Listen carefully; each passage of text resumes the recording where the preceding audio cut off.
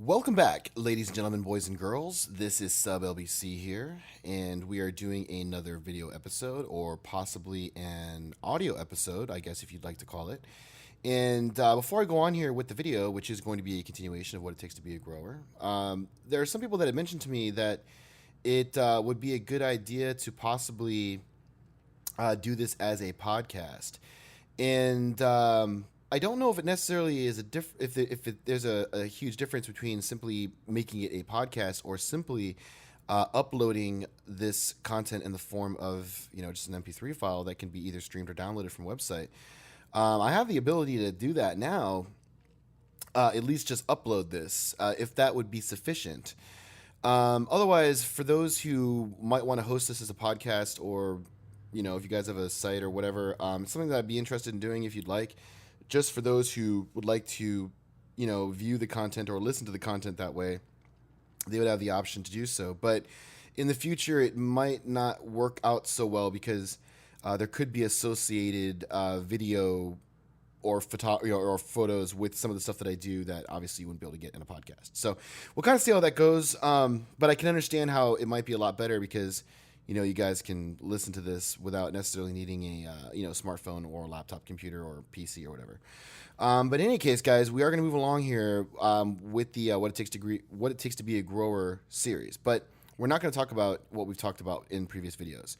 I think it's pretty safe to say that my opinions on what it takes to create the proper foundation are pretty clear. You know what I'm saying? I believe that if you do these specific things first, avoid marriage, children, you are going to considerably up your chances of being successful in this business, in pretty much all businesses, by and large. But now that you've gotten that out of the way, let's talk about, actually, where you're at, right? I mean, let's just take this from a full linear perspective, okay? And I will try to cover as many scenarios as I can. But, for brevity's sake, I am going to kind of have to limit this to what I believe would be the most likely of scenarios that most people that really are serious about doing this will find themselves in at one point or another, or as we're about to get into here, at the very beginning. So, okay, let's just assume here, guys, that you are one of the many disillusioned and disenfranchised and somewhat ill-equipped, millennial generation out there that have somehow stumbled upon either mine or any other grower of videos that you've seen here on YouTube. And you're like, you know what? Okay, guys, this is what I want to do. This is my future. I smoke weed now. I love smoking weed, but I want to take it to the next level. I don't want to buy it anymore. I want to grow it, not only for myself, but for others. And I want to profit enough to where I can actually turn this into a viable lifestyle for myself. Okay. So you've made that choice, at least that initial mental commitment. So now we got to determine who it is we're actually dealing with here. And it really comes down to two types of people. Okay. Those that have capital, right, to basically engage in their own ventures, and those that basically do not. Okay. Now I'm going to go ahead and address those who do not have capital first, because it's really easy, to deal with these guys. First things first is that first piece of advice that I would like to give is that, if you do find yourself in that situation and, you maybe through whatever means have kind of found yourself in a situation where you were able to offer your human capital in some kind of a partnership with others that do have capital, basically working a garden, basically as a paid style employee or something along those lines. I would be very, very suspect about being put into a situation like that unless you're just going to be paid like by the hour as either an apprentice or an assistant to a grower that is already going to be running the show. Okay. What you don't want to be involved in is a situation where you have like a lot of financiers who are not that terribly interested in getting their hands dirty, and they're basically going to turn you into their bitch. Okay. That is a situation that you don't want to be involved in, even if you are being offered a percentage of the grow, because whether the work that you do is good or bad, you're going to be growing a lot of other people's weed.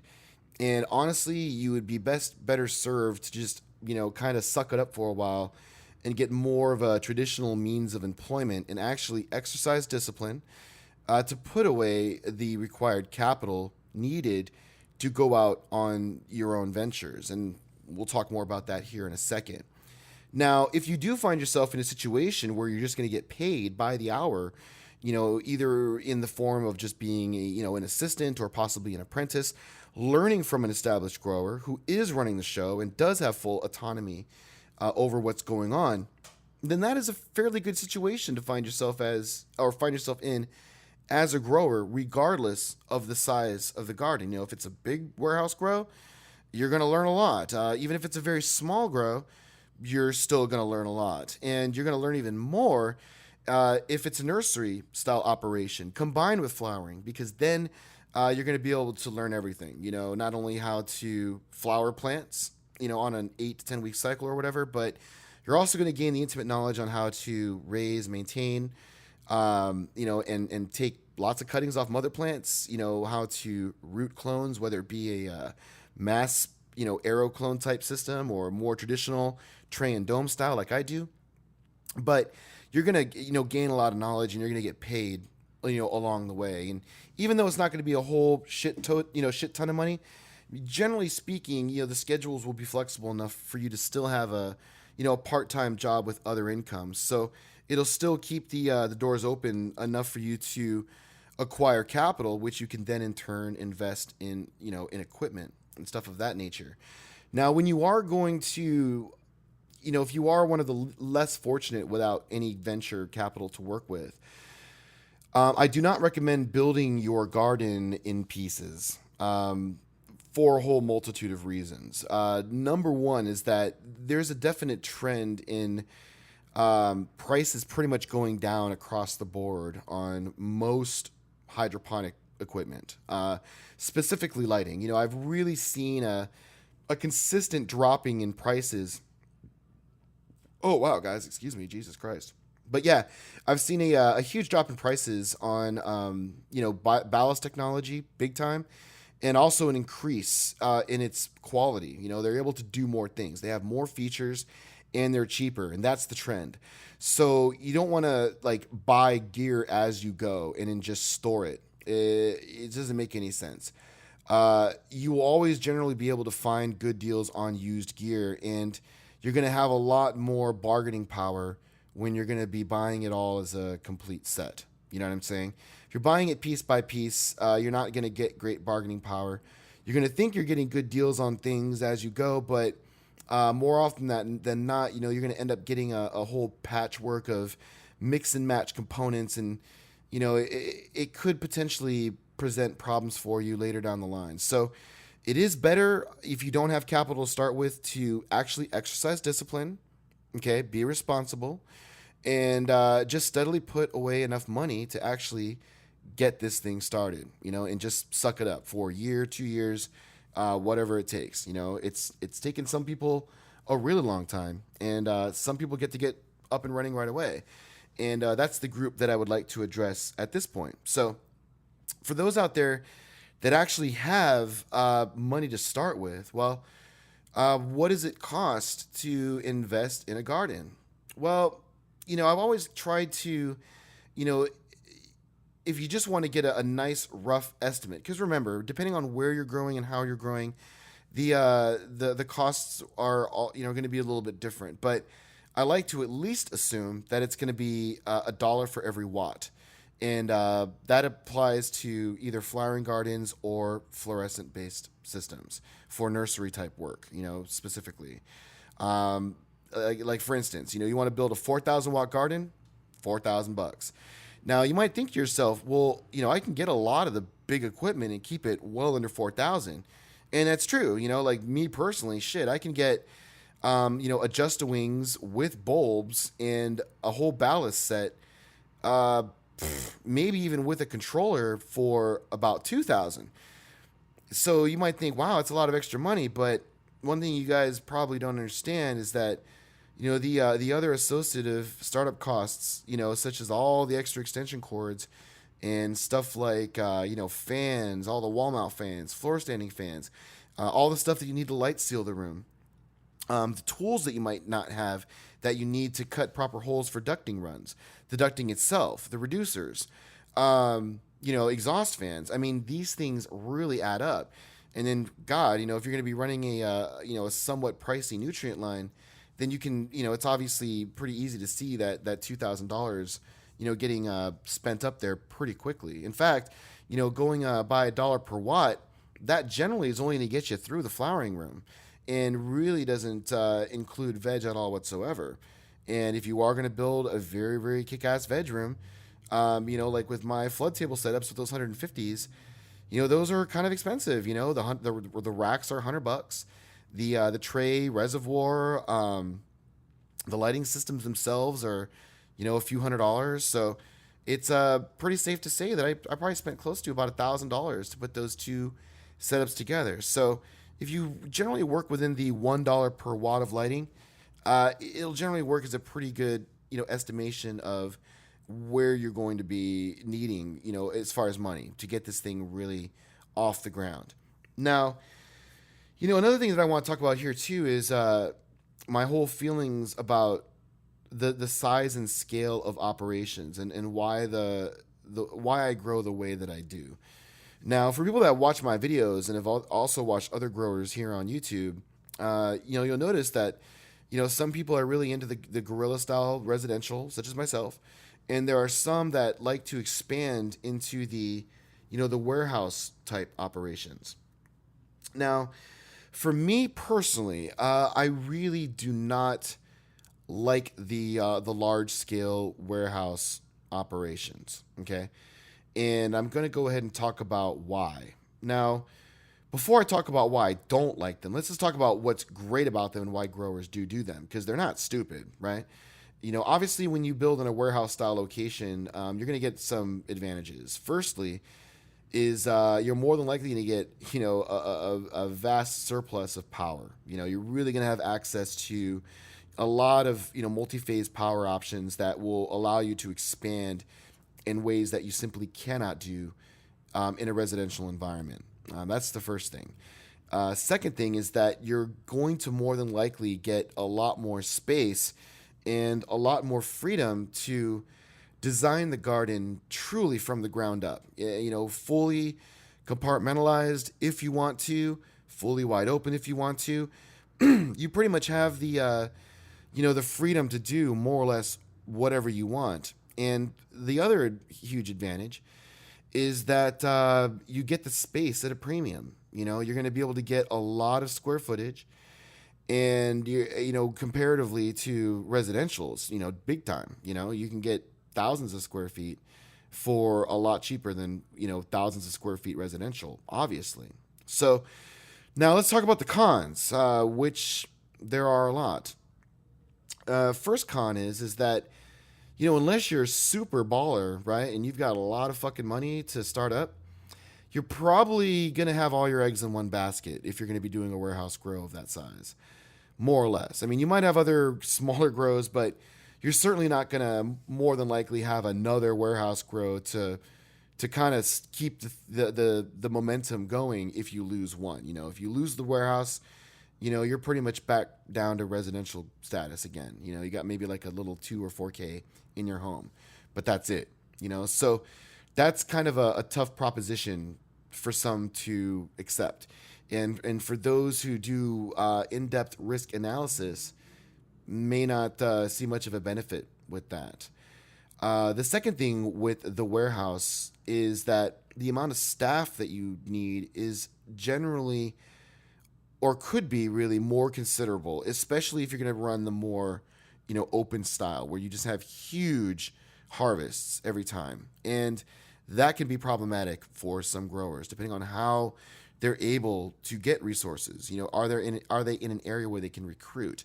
Because if they're not, that's a huge hurdle to overcome, which, you have to either bring in some kind of automated trimmer solution or something, but you're going to need to do something, and transplants are going to be tough. And, if you're not able to get the staff, you're going to make some serious sacrifices in timing. You're going to have a lot less of a chance of getting the 24-hour, flips that I can do from harvest to, the next grow. You're just not going to be able to do those kinds of things. Another problem with the warehouses are the buildup costs. Even though you are getting the square footage at a premium, more than likely, if you are trying to do something incredibly specialized, not only are you going to spend the dollar per watt just to build what you would normally have to in a Guerrilla style setup, but you're more than likely going to have to bring in some high volume air conditioning system that's going to be considerably pricey, and you're going to have to start building walls and foundations, possibly, insulation, roofing, the whole 9 yards. And you're going to have the skills and expertise to do it yourself, or going to have to fork out additional funding to have somebody do it for you. And this is also more than likely, if you are going to go the compartmentalization route, requires some specialized electrical work, which, in a lot of cases, is kind of above what a lot of growers can do. This is it's just a little bit beyond what we're comfortable doing, and it presents kind of an issue. Next issue with the warehouse grows is that there's a good chance you will not have the residential style amenities. So, you really don't really have a cohabitation option. This may or may not affect growers. Some don't want to live there anyways. But for growers like myself, I like to be close to the action. Having the gardens right there within a few feet of me is a huge benefit, especially if you're, somewhat, lazy. I'd say it really helps, to have them just right there at your fingertips. And it just makes things a lot easier, and that's generally not going to happen with the warehouse. Also, with the warehouse, guys, what was it? There was another thing here I want to talk about with it. I don't know. I'm sorry. More than likely is that you're not going to have full autonomy. Most situations where you're dealing with a warehouse, you're going to have partners, and you're going to be growing other people's herb if you are indeed the grower. And even if you have money invested with other people, I generally find that, the one that has the most drive is the one that's going to do most work. And in a sense, you almost shield other people from doing the work. And if they're not there to explicitly follow your orders, then there's just a whole breakdown in management. And, I want to be in 100% control of everything, like I said, like I always say. And you're generally not going to be in that kind of situation with a warehouse unless you've got a lot of capital and you're just, spending a whole shitload of money to get exactly what you want. But, if you're kind of inexperienced and starting out, I don't see anyone really just walking into that situation. I guess what I'm saying is that, doing my risk assessment, the warehouse style has never really made a lot of sense, which takes us then over to the, Guerrilla style grow, which is essentially converting residential. Now, converting residential, is going to be more expensive, no doubt about it. As far as what you're paying dollar per square foot, you're going to have a lot less space to work with than you would in warehouse. But you are going to have much, much, much, much, much higher quality of space to work with if you've made wise selections, assuming that where you're growing is suitable for what you want to do, such as my main location, where the nursery is located. We got tile floors, we got walls where we want them, good places to exhaust, good security, and, full autonomy to basically do whatever I want. Cooperative landlords and management in that aspect. So obviously it's a big win-win. Do I pay a lot more for it? Yeah. Am I able to expand it to ridiculous and huge sizes? No. But because of the fact that it's so small and because it's so compartmentalized, it doesn't require a huge amount of labor to deal with it. This is something that I could easily do 100% on my own if I wanted to. The only time I'd ever run into difficulty is during the manicuring process. That's like the only time where I'd actually need help, in order to guarantee that it all gets manicured at the same time and keeps its moisture consistency exactly where I want it. So, but other than that, I could technically transplant, grow it, harvest it, dry it, and everything short of the manicuring, I could do it all. In fact, as it stands right now, I could run 100% of all of my garden operations by myself, 100%, with the exception of manicuring. That's the only time I'd have to bring in staff. And I could do it without even losing a day. But would I be happy? No. I'd be working my ass off every day. And, it's something that I could not keep up for 7 days a week, 365 days a year. But it is still something that, I can do all by myself. And I think it's incredibly important.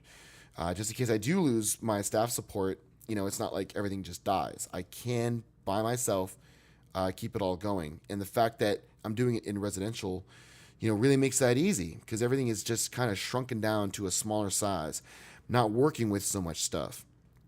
And because it is residential, it's very comfortable for me, as the human being portion of the garden to work with the plants. And, I think that's a very important aspect is that you really need to consider yourself as an integral component of the functioning garden. I mean, you are basically a part of the garden. You know what I'm saying? The plants do the growing, they do their thing. I mean, everything has its role, but it's important that your needs are dealt with, just like the plants. The plants love certain things. They like a nice, stable environment with good lighting, good air exchange, and consistent source of nutrients and water, right?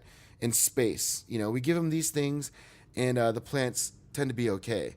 So, considering that you're part of the garden, then you want to be able to have a place at the garden site where you can sleep. You've got computers and internet, entertainment, where you can just relax and be comfortable around your plants. And, this continues on into, the gardens themselves, that they're spaced out. You can get everywhere fairly easily. They don't feel all claustrophobic and it's not all stuffed full of plants. Everything's nice and neat and clean. I guess you could call it like a, cannabis feng shui or whatever it may be. And this is something that is, generally very easy to attain when you're growing in the Guerrilla style. And it's nice because if you're able to achieve this, your living expenses are completely dealt with. I mean, you can cohabitate with your garden. I mean, it's a pain in the ass, but hey, if you are serious about wanting to be a grower, you are going to make these sacrifices. I think that we all have at some point, and we're all happy that we did because it really built our characters, what made us stronger. And, we look back and say, fuck, we've come a long way since then. I know a lot of growers share that experience. So, I guess if there's anything to take away from this particular portion of the series is that you want to have 100% autonomy over everything that you do and be in absolute control of everything, and never put yourself in a situation where the shortcomings of others can impact you, right? And it'll generally be a better idea, to go the guerrilla route style of growing, and really not try to go the warehouse route. And I'm not saying that you shouldn't do it. Again, there might be some of you guys out there that are in the right place with the right people and the right amount of money behind you to really make it work. It's just that is not, generally a majority of situations most people find themselves in. And it's probably not a majority of situations most people watching these videos right now find themselves in. So, with that being said, guys, I hope it helps a little bit in some of your guys' decision-making processes when it comes down to how you want to go about doing things. In the next part of the series, guys, we're going to focus more this time on the specific systems, in regards to how the build-outs go, how large they should be, and, all the other dependent gardens that all come together. Just a good way to basically size up what you kind of need to get in advance to get the whole thing going. So hope you enjoyed the video or audio, and I'll see you guys next time.